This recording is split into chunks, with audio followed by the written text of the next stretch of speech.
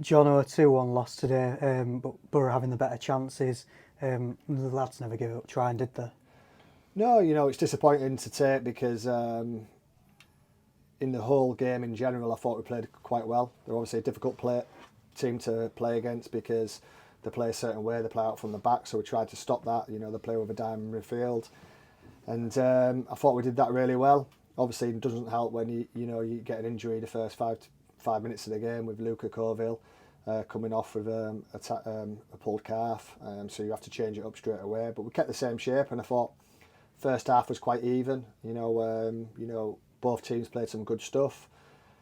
Second half, I thought we came out the traps really well. To be fair, I thought we looked really good on the front foot.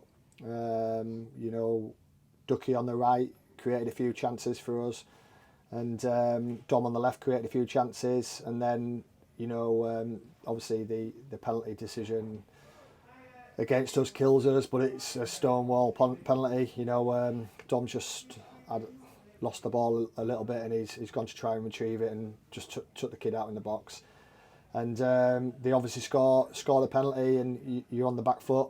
You're trying to chase the game, so you try and change players, change formation, try and get back in the game, and then a sloppy goal again. I think I don't even think it gets deflected. Which just doesn't deal with it. It sneaks in the front post, and it's an easy cross to cut out. But then we galvanised ourselves a little bit. We obviously got the goal back, and we had a few chances to maybe equalise. But like you said, the lads never gave up. They give it their all. But basically, they've scored 2 goals, and both of them are mistakes again. So you look at the first game against Radcliffe with 3 mistakes. Today, a couple of mistakes, and then Chester last week. Most of the goals were mistakes as well. So I just said to the boys then, listen. The actual game plan today worked. We looked good, we looked solid, we looked good going forward. Yeah, we could have been a bit more patient in the final third, but you can't win a game of football if you keep making sloppy mistakes. So we need to cut the mistakes out.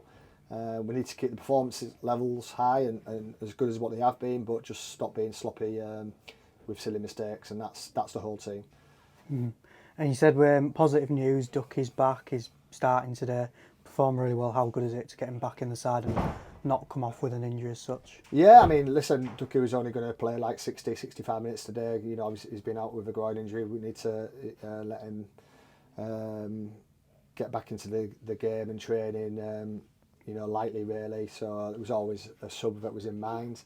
But it's always good to have him back. He's a clever player. He's obviously an experienced player, one of the leaders in the dressing room. But any player you put in the team in this smallish squad can play every single game. We've got a small squad, but a very good squad full of quality. And any team we put out on the pitch, we know we can win games of football. But like I said, you've got to cut out the mistakes that cost you. Silly errors, giving penalties away. And Witt's probably for the second goal. He's got to do better. But I can't remember really many chances they had. They had maybe 1, maybe 2 first half. But defensively, we looked solid. We looked good against Blackett, the striker who scored like 25 goals last year in the league. So I know he scored a penalty today, but he hadn't had many other chances. So listen, there's loads to work on. We're only 6 games in. We're in a good position, but we've lost two in a row. So people are going to start questioning things, which is their right. But we've got a great squad, great players. They all care, and we're looking forward to Kings Lynn, because what we don't want to do is obviously lose 3 in a row. So big performance on Tuesday would be good, and obviously a win, which would help. Mm. And you've brought in Mackenzie Maltby for Sheffield Wednesday this week. Positive to get him on the pitch as well for 10 minutes at the end. Yeah, exactly. He played for Sheffield Wednesday under 21s yesterday. 3 o'clock kickoff, played full 95 minutes. So speaking to their coach, they obviously didn't want him to start and didn't want him to get probably more than 10 minutes if possible, because he played yesterday. So we'll look after him. He's only a young kid. He's captain Sheffield Wednesday under 18s and Sheffield Wednesday under 21s. He's I think been in a few first team squads as well, so he's coming to us for experience. We'll look after him. You know, we'll try and give him some experience of men's football in the National League North, which isn't easy, and you know, we'll dip him in and out of the team, and hopefully he can do very well for us, and you know, it'd be a great learning experience for him. And on to Tuesday, we've got Kings Lynn at home. They've won today, and it'll be a tough test, especially with them trying to avenge our previous fixture. Yeah, I mean, listen, that game's in the past now.